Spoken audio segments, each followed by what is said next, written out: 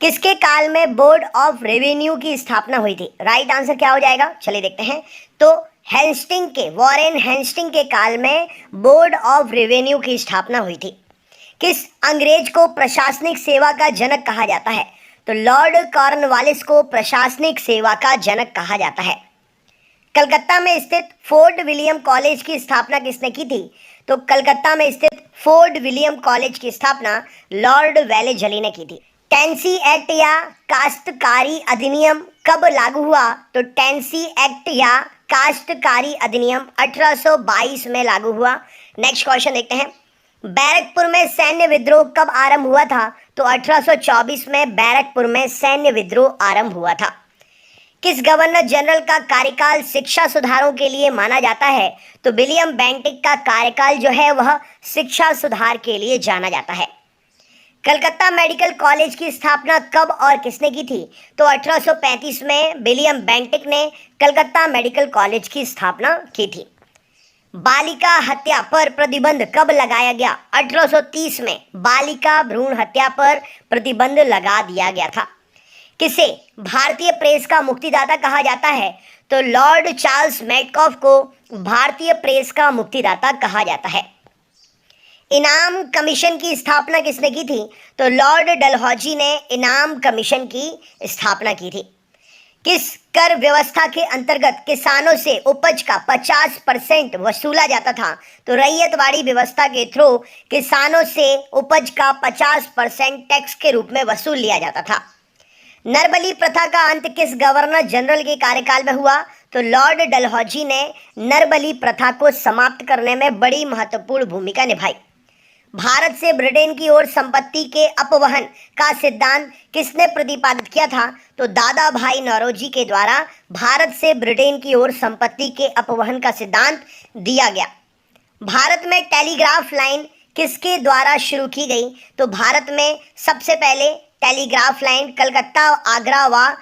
कलकत्ता व आगरा के बीच में लॉर्ड डलहौजी के द्वारा शुरू की गई। तो कहाँ पर? कलकत्ता और आगरा के बीच में टेलीग्राफ लाइन सबसे पहले शुरू हुई और लॉर्ड डलहौजी के कार्यकाल में हुई। Next question. भारत में पहली सूती वस्त्र की मिल कहाँ स्थापित हुई थी? तो मुंबई में भारत में पहली सूती वस्त्र की मिल स्थापित हुई थी। भारत में अंग्रेजों की लूट किस महत्वपूर्ण घटना के बाद शुरू हुई? प्लासी के युद्ध के बाद में अंग्रेजों की लूट जो है भारत में शुरू हुई। Next question. भारत में प्रथम रेलवे लाइन किसने बिछाई थी? तो सबसे पहली रेलवे लाइन जो है किसने बिछवाई? George Clark. डलहौजी के शासनकाल में रेलवे लाइन विस्तृत हुई। पहली रेलवे लाइन बिछाई किसने? जैसे आपसे बोला कि ये काम कर दो, डलहौजी ने बोला ये काम कर दो, जॉर्ज क्लार्क ने भारत में प्रथम रेल लाइन बिछवाई थी। ठीक है, काम तो उसी ने करवाया था। नेक्स्ट क्वेश्चन देखते हैं। भारत में ब्रिटिश भू राजस्व प्रणाली का अधिक लाभ किसे प्राप्त हुआ? तो जमींदारों को भारत में भू राजस्व प्रणाली का अधिक लाभ प्राप्त हुआ। किसके द्वारा बंगाल व बिहार में स्थायी बंदोबस्त का शुभारंभ किया गया? तो लॉर्ड कॉर्नवालिस के द्वारा बिहार व बंगाल में स्थायी बंदोबस्त का शुभारंभ किया गया। रैयतवाड़ी व्यवस्था कब लागू की गई थी? 1820 में रैयतवाड़ी व्यवस्था लागू की गई थी। रुपए का सर्वप्रथम अवमूल्यन कब हुआ था? तो रुपए का सर्वप्रथम अवमूल्यन 20 सितंबर 1949 को हुआ था। सेकेंड अवमूल्यन कब हुआ था? तो सेकेंड अवमूल्यन जो है 6 जून 1966 में हुआ था। थर्ड अवमूल्यन कब हुआ था? 1 जुलाई 1991 को तीसरी बार रुपए का अवमूल्यन हुआ था। विदेशों में स्थित विदेशी बैंकों के साथ विदेशी मुद्रा में भारतीय बैंकों द्वारा रखे गए खातों को क्या कहते हैं? तो उनको नॉस्ट्रो अकाउंट्स कहते हैं। नेक्स्ट क्वेश्चन देखते हैं। भारत में मुद्रास्फीति की गणना किस पर आधारित है? तो थोक मूल्य सूचकांक पर भारत में मुद्रास्फीति की गणना आधारित है। किस स्थिति में मुद्रा के मूल्य में वृद्धि होती है तथा वस्तु एवं सेवाओं की कीमतों में गिरावट होती है? तो यहाँ पर सही उत्तर हो जाएगा मुद्रा संकुचन या मुद्रास्फीति में। अपस्फीति में जो है मुद्रा के मूल्य में वृद्धि होती है तथा वस्तुओं एवं सेवाओं की कीमतों में गिरावट आती है। मुद्रास्फीति के दुष्परिणामों को दूर करने के लिए जानबूझकर मुद्रा की कीमत या मुद्रा की मात्रा कम करने का कम करने को क्या कहते हैं? तो इसे मुद्रा अपस्फीति कहते हैं, अपस्फीति कहते हैं। सकल घरेलू यानी कि जीडीपी में कृषि एवं संबंध क्षेत्र का हिस्सा कितना है? तो 13.67% हिस्सा है जीडीपी में कृषि का। 1950-51 में भारत के सकल घरेलू उत्पाद में कृषि का योगदान कितना था? तो 52.2% सकल घरेलू उत्पाद में कृषि का योगदान था। रबी की फसलों की बुआई कब की जाती है? तो अक्टूबर, नवंबर, दिसंबर, ये 3 मंथ हैं रबी की फसलों की बुआई की जाती है। रबी की फसलों में कौन सी फसलें आती हैं? तो गेहूं, जौ, चना, मटर, सरसों, आलू, ये सब रबी की फसलों में आती हैं।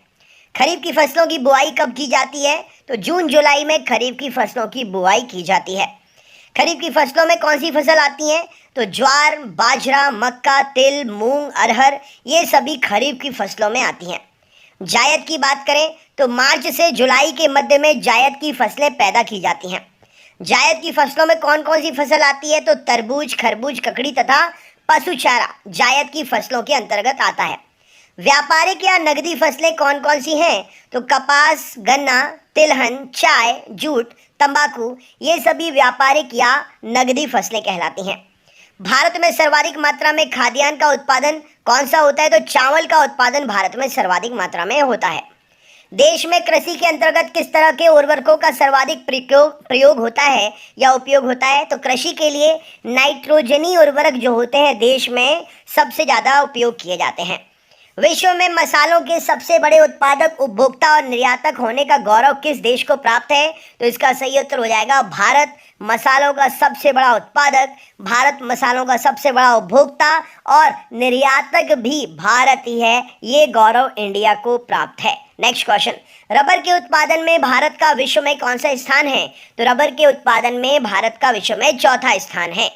भारतीय संविधान सभा की प्रथम बैठक कब हुई थी? तो 9 दिसंबर 1946 में भारतीय संविधान में प्रथम संविधान सभा की बैठक हुई थी। नेक्स्ट क्वेश्चन देखते हैं, संविधान सभा का स्थायी सदस्य कौन था? डॉक्टर राजेंद्र प्रसाद जी संविधान सभा के स्थायी सदस्य थे। संविधान सभा का अस्थायी सदस्य कौन था? तो डॉक्टर सच्चिदानंद सिन्हा जी संविधान सभा के अस्थायी सदस्य थे। संविधान सभा की प्रारूप समिति के अध्यक्ष कौन थे? डॉक्टर भीमराव अंबेडकर जी संविधान सभा की प्रारूप समिति के अध्यक्ष थे। संविधान सभा का औपचारिक रूप से प्रतिपादन किसने किया? एम.एन. रॉय इस क्वेश्चन के लिए सही उत्तर हो जाएगा। संविधान सभा का औपचारिक रूप से प्रतिपादन किया था। भारत में संविधान सभा गठित करने का आधार क्या था? तो कैबिनेट मिशन योजना 1946 भारत में संविधान सभा गठित करने का मेन उद्देश्य था। सर्वप्रथम भारतीय राष्ट्रीय कांग्रेस द्वारा संविधान सभा के गठन की मांग कब और कहां रखी गई? तो 1936 ईस्वी फैजपुर अधिवेशन में सर्वप्रथम भारतीय राष्ट्रीय कांग्रेस द्वारा संविधान सभा के गठन की मांग रखी गई थी। कैबिनेट मिशन योजना के अनुसार संविधान सभा में कितने सदस्य होने थे? तो 389 सदस्य कैबिनेट मिशन योजना के अनुसार संविधान सभा में होने थे। नेक्स्ट क्वेश्चन देखते हैं, संविधान के पुनर्गठन के फलस्वरूप 1947 तक संविधान सभा में सदस्यों की संख्या कितनी रह गई थी? तो 299 सदस्य संविधान के पुनर्गठन के फलस्वरूप 1947 तक संविधान सभा में रहे थे। संविधान सभा में देशी रियासतों के कितने प्रतिनिधि थे? तो संविधान सभा में देशी रियासतों के 70 प्रतिनिधि थे। संविधान के गठन की मांग सर्वप्रथम 1895 में किस व्यक्ति ने की थी? तो संविधान के गठन की मांग सर्वप्रथम 1895 में बाल गंगाधर तिलक जी ने की थी। संविधान सभा में किस देशी रियासत के प्रतिनिधि ने भाग नहीं लिया था? तो हैदराबाद के प्रतिनिधियों ने संविधान सभा में भाग नहीं लिया था। बी.आर. अम्बेडकर कहाँ से संविधान सभा में निर्वाचित हुए थे? तो बंगाल से बी.आर. अम्बेडकर जी संविधान सभा में निर्वाचित होकर आए थे। संविधान सभा का संवैधानिक सलाहकार किसे नियुक्त किया गया था? तो बी.एन. राव इस क्वेश्चन के लिए सही उत्तर हो जाएगा। संविधान सभा का सलाहकार नियुक्त किया गया था। संविधान सभा की प्रारूप समिति का गठन कब हुआ था? तो 29 अगस्त 1947 को संविधान सभा की प्रारूप समिति का गठन हुआ था। संविधान की प्रारूप समिति के समक्ष प्रस्तावना का प्रस्ताव किसने रखा था? जवाहरलाल नेहरू जी ने संविधान की प्रारूप समिति के समक्ष प्रस्तावना का प्रस्ताव रखा था। भारत में संविधान कब लागू हुआ? तो भारत में संविधान कब लागू हुआ? 26 जनवरी 1950 क्वेश्चन के लिए सही उत्तर हो जाएगा।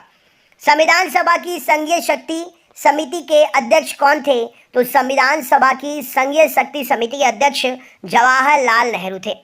संविधान सभा की रचना हेतु संविधान का विचार सर्वप्रथम किसने प्रस्तुत किया? स्वराज पार्टी ने 1924 में संविधान सभा की रचना हेतु संविधान का विचार सर्वप्रथम प्रस्तुत किया। संविधान को बनाने में कितना समय लगा? तो 2 वर्ष 11 माह 18 दिन संविधान को बनाने में समय लगा। त्रिपुरी अधिवेशन संकट की समाप्ति के बाद कांग्रेस का अध्यक्ष किसे चुना गया? डॉक्टर राजेंद्र प्रसाद जी को त्रिपुरी अधिवेशन संकट की समाप्ति के बाद कांग्रेस का अध्यक्ष चुना गया। महात्मा गांधी जी की मृत्यु पर किसने कहा था हमारे जीवन से प्रकाश चला गया? तो जवाहरलाल नेहरू जी ने ये बात कही थी महात्मा गांधी जी की मृत्यु पर कि हमारे जीवन से प्रकाश चला गया।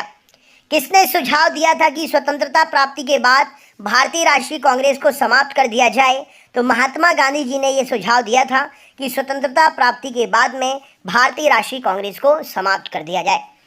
फिनिक्स फॉर्म की स्थापना किसने की थी? महात्मा गांधी जी के द्वारा फिनिक्स फॉर्म की स्थापना हुई थी। मुस्लिम लीग ने मुक्ति दिवस कब मनाया? 22 दिसंबर 1939 में मुस्लिम लीग ने मुक्ति दिवस मनाया था। भारतीय मुसलमानों के लिए पृथक राज्य हेतु पाकिस्तान शब्द का प्रयोग सर्वप्रथम किसने किया था? तो भारतीय मुसलमानों के लिए पृथक राज्य हेतु पाकिस्तान शब्द का प्रयोग सर्वप्रथम चौधरी रहमत अली ने किया था। 1946 ईस्वी में बनी अंतरिम सरकार में राजेंद्र प्रसाद के पास में कौन सा विभाग था? तो 1946 में बनी अंतरिम सरकार में राजेंद्र प्रसाद के पास में खाद्य एवं कृषि मंत्रालय था।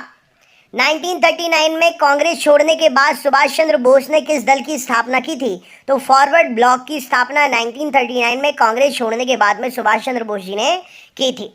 1946 में गठित अंतरिम सरकार की कैबिनेट की अध्यक्षता किसने की थी? तो जवाहरलाल नेहरू ने 1946 में गठित अंतरिम सरकार की कैबिनेट की अध्यक्षता की थी। किसने प्रसिद्ध चटगांव शस्त्रागार पर हमले को आयोजित किया था? तो सूर्य सेन ने प्रसिद्ध चटगांव शस्त्रागार पर हमले को आयोजित किया था। जयप्रकाश नारायण किस पार्टी से जुड़े हुए थे? तो सोशलिस्ट पार्टी से जुड़े हुए थे जयप्रकाश नारायण जी। 4 अप्रैल 1919 को दिल्ली की जामा मस्जिद के प्रवचन में हिंदू मुस्लिम एकता के लिए भाषण किसने दिए थे? तो स्वामी श्रानंद जी ने 4 अप्रैल 1919 को दिल्ली की जामा मस्जिद के प्रवचन में हिंदू मुस्लिम एकता के लिए भाषण दिया था। विश्व भारती विश्वविद्यालय की स्थापना किसने की थी? तो रविंद्रनाथ टैगोर जी ने विश्व भारती विश्वविद्यालय की स्थापना की थी। नेक्स्ट क्वेश्चन, लॉर्ड माउंटबेटन योजना का शुभारंभ कब हुआ था? तो 1947 में लॉर्ड माउंटबेटन योजना का शुभारंभ हुआ था। सुखदेव भगत सिंह राजगुरु को फांसी कब दी गई थी? 23 मार्च 1931 को सुखदेव भगत सिंह व राजगुरु को फांसी दी गई थी। नौसैनिक विद्रोह कब हुआ? तो 1946 में नौसैनिक विद्रोह हुआ था। महात्मा गांधी ने साबरमती आश्रम की स्थापना कब की थी? 1916 में महात्मा गांधी जी ने साबरमती आश्रम की स्थापना की थी। सीधी कार्यवाही दिवस कब मनाया गया? तो 16 अगस्त 1946 को सीधी कार्यवाही दिवस मनाया गया। हरिजन सेवक संघ के अध्यक्ष कौन थे? हरिजन सेवक संघ के अध्यक्ष घनश्याम दास बिड़ला जी थे। नेक्स्ट क्वेश्चन, पूना समझौता किस वर्ग से संबंधित था? दलित वर्ग से संबंधित है पूना समझौता। सौर मंडल में कुल कितने ग्रह हैं? तो सौर मंडल में कुल 8 ग्रह हैं। नेक्स्ट क्वेश्चन देखते हैं, सूर्य के चारों ओर घूमने वाले पिंडों को क्या कहते हैं? तो सूर्य के चारों ओर घूमने वाले पिंडों को ग्रह कहा जाता है। किसी ग्रह के चारों ओर घूमने वाले पिंड क्या कहलाते हैं? तो किसी भी ग्रह के चारों ओर घूमने वाले पिंड उपग्रह कहलाते हैं। ग्रहों की गति के नियम का पता किसने लगाया? तो केपलर ने ग्रहों की गति के नियम का पता लगाया था। अंतरिक्ष में कुल कितने तारा मंडल हैं? 89 तारा मंडल हैं अंतरिक्ष में। सौर मंडल का सबसे बड़ा ग्रह कौन सा है? बृहस्पति सौर मंडल का सबसे बड़ा ग्रह है। सौर मंडल का जन्मदाता किसे कहा जाता है? तो सूर्य को सौर मंडल का जन्मदाता कहा जाता है। कौन से ग्रह के चारों ओर दक्षिणावर्त घूमते हैं? अच्छा, कौन से ग्रह सूर्य के चारों ओर दक्षिणावर्त घूमते हैं? तो शुक्र और अरुण जो है सूर्य के चारों ओर दक्षिणावर्त घूमते हैं। निक्स ओलंपिया कोलंपस पर्वत किस ग्रह पर है? तो मंगल ग्रह पर उपस्थित है निक्स ओलंपिया कोलंपस पर्वत। ब्रह्मांड में विस्फोटी तारा क्या कहलाता है? तो ब्रह्मांड में विस्फोटी तारा अभिनव तारा कहलाता है। सौर मंडल की खोज किसने की थी? तो कॉपरनिकस ने सौर मंडल की खोज की थी। प्राचीन भारतीय सूर्य को क्या मानते थे? तो प्राचीन भारतीय सूर्य को ग्रह मानते थे, जबकि सूर्य एक तारा है। सूर्य में कौन सी गैस है? तो सूर्य में हाइड्रोजन और हीलियम गैस है। सूर्य के मध्य भाग को क्या कहते हैं? तो प्रकाश मंडल कहा जाता है सूर्य के मध्य भाग को। किस देश में अर्धरात्रि का सूर्य निकलता है? तो नॉर्वे में अर्धरात्रि का और रात्रि का सूर्य निकलता है। सूर्य से ग्रह की दूरी को क्या मापते हैं? सूर्य से ग्रह की दूरी को क्या कहा जाता है?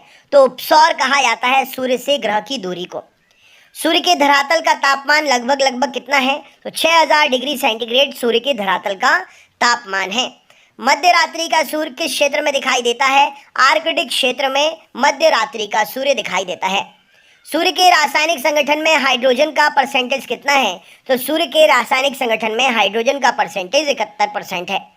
कौन सा ग्रह सूर्य के सबसे नजदीक है? बुध ग्रह सूर्य के सबसे नजदीक है।